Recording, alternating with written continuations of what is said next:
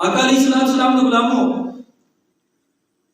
حضرت سلیمان علیہ السلام آپ کے متعلق قرآن پاک کے اندر سورہ نمل کے اندر موجود ہے کہ آپ نے 3 میل کے فاصلے تو کیڑی کی آواز کو سن لی.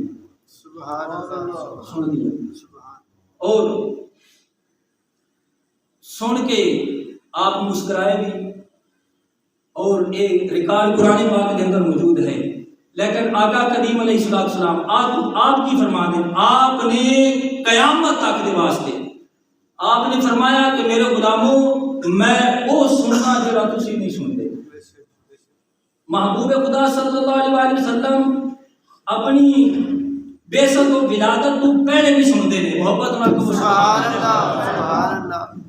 اور محبوب خدا صلی اللہ علیہ وسلم آپ اعلان نبوت اظہار نبوت تو بعد بھی سنتے ہیں اور قیامت تک جو بھی اس کائنات کے اندر آواز اٹھے گی اللہ تبارک و تعالیٰ کے محبوب علیہ السلام ہر اس آواز کو سماعت فرمائے. سبحان اللہ.